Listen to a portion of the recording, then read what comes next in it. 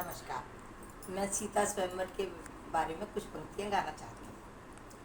तो जब विश्वामित्र जी के साथ में राम लक्ष्मण जी उनके साथ गए, वहाँ ताड़का को मारा, अहिल्या का उद्धार किया, उसके बाद में वो जनकपुरी गए।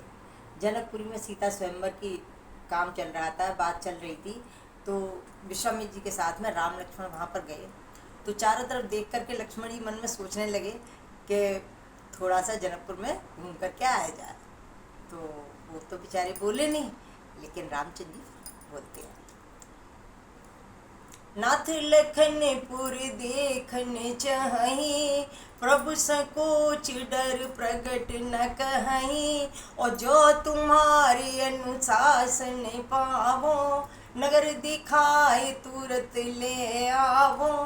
रामचंद्र जी कहते हैं विश्वामित्र जी से कि अगर आप आज्ञा दें तो मैं इनको नगर दिखा करके लेके आता हूँ। और देखन नगर भूप सुते आए, समाचार पुरवास न पाए, और धाये धाम काज सब त्यागी, मनोरंक निधि लूटने लागी। तो सारे जो भी वहाँ के प्रवासी थे उन्होंने कहा भाई राजा के लड़के आए हैं, इतने सुंदर हैं, सब लोग उनको देखने के लिए भागने लगे। दूसरे दिन फिर वो पुष्प वाटिका में अपने गुरु जी की पूजा के लिए फूल चुनने के लिए गए। वहाँ पर सीता जी के साथ में सखियाँ भी थीं। सीता जी गौरी पूजन के लिए आई हुई थी।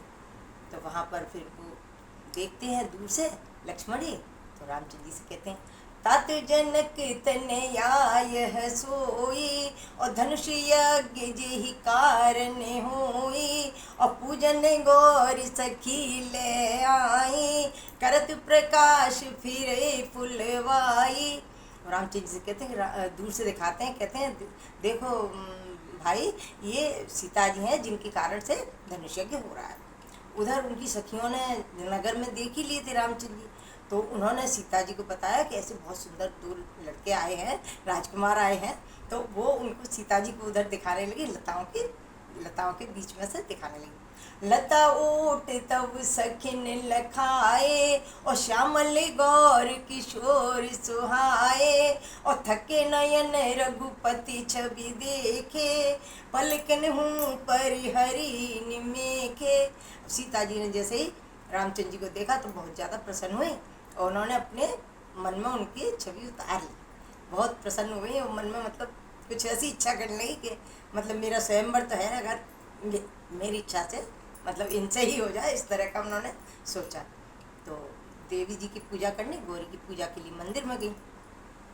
तो जय जय गिरवरी राज किशोरी, और जय महेश मुख चंद चकोरी, और जय गज बतन सड़ानन माता, जगत जननी दामिनी दुति गाता। वो पार्वती जी की पूजा करने लगी। मोर मनोरथ जानहुनी के, बसु सदा उरपुर सब ही के, ताति में कछु प्रगट न तो ही, और अस कही चरण गहे बेदेही। उन्होंने कहा आप तो मेरी मन की बात जानती हो, इसलिए मैं कुछ प्रकट नहीं कर रही हूँ, लेकिन वो पार्वती जी के पैरों पर गिर पड़ी।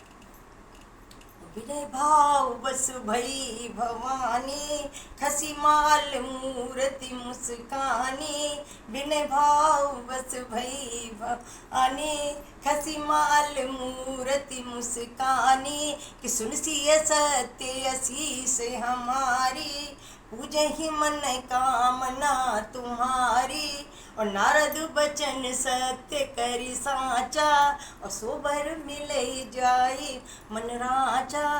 कि तुम पार्वती जी ने आशीर्वाद दिया कि तुम्हें वो ही वर मिलेगा जिसकी तुम मन में इच्छा कर रही हो, हम ये आशीर्वाद देते हैं।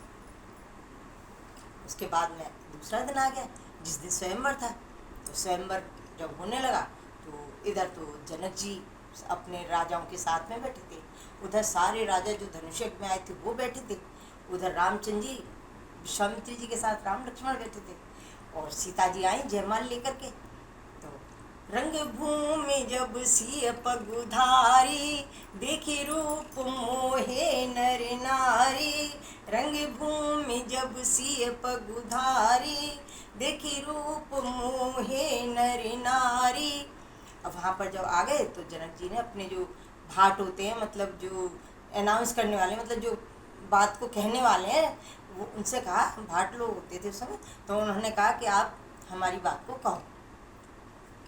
तो वो लोग कहने लगे, नभ भुजबल विधि शिव धन राहु, और गर्व कठोर विदित सब काहू, सोई पुरारी को दंड कठोरा, राज समाज मध्य जी तोरा, और त्रिभुवन जय समेत वैदेही, बड़े विचार करें अति तेही।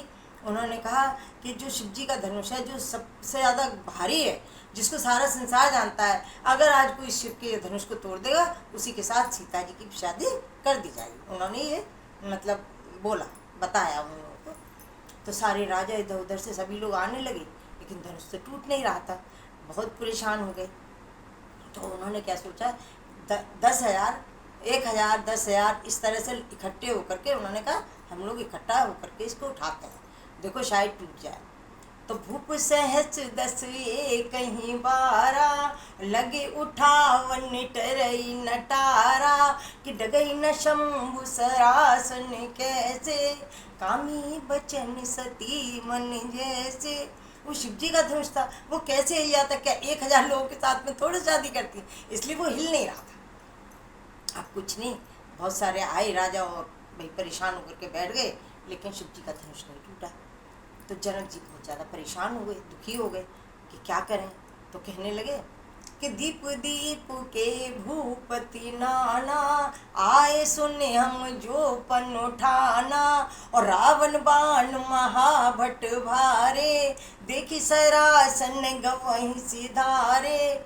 वो कहने लगे कि हमने इतने लोगों को बुलाया, रावण बाणासुर बड़े बड़े राजा आए, जो देख करके ही कुछ तो लौट गए, किसी ने उसको छूने की कोशिश की तो हिला नहीं सके।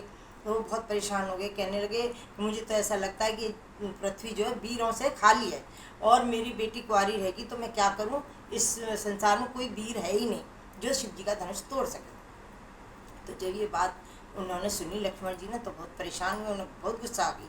तो माखे लखन कुटिल भई भोए, और रदपत पर कत नयन रिसो है, कि जोरावर अनुशासन पावो, कंदुक वो ब्रह्मांड उठावो। वो कहने बहुत ज़्यादा गुस्सा हो गए, कहने लगे रामचंद्र जी से कि अगर आपकी आज्ञा हो तो मैं इस पृथ्वी को एक गेंद की तरह से उठा दूं, ये शिव जी का धनुष तो क्या है। और जो जब जय रघुवंशन में कवि हो, ऐसे बचन कहे नहीं को, कि जहाँ भी रघुवंशियों में कोई एक भी आदमी बैठा होता है तो वहाँ पर इस तरह के बचन नहीं कहे जाते हैं कि वीरों से खाली है पृथ्वी। तो ये बात गलत है कि हम लोग रघुवंशी हैं, हम हैं, आप हैं, और इन्होंने इस तरह की बात कही। बहुत परेशानी हो गई, सभी लोग देखने लग गए। तो जब विश्वामित्र जी बैठे थे, रामचंद्र जी तो बड़े थे, तो वो रामचंद्र जी से बोले, उन्होंने लक्ष्मण जी को बिठाया कि आप बैठो, परेशान नहीं हो। लक्ष्मण जी रामचंद्र जी से कहा, उठो राम भंजो शिव चापा, मेटौ तात जनक परितापा। कि रामचंद्र जी आप उठो और धनुष को तोड़ो, और जो जनक का जो दुख है उसको दूर करो। फिर क्या है, रामचंद्र जी उसके पास में आ गए, ले लिया चढ़ाया फिर खींचा, ले लिया चढ़ाया फिर खींचा, फिर तुरंत लचाया चुटकी में, फिर तुरंत लचाया चुटकी में। और लीलाधारी के हाथों ने, लीलाधारी के हाथों ने, यह खेल दिखाया चुटकी में, यह खेल दिखाया चुटकी में। मंगल भवन मंगल हारी, द्रव सुदशरथ अजिर बिहारी।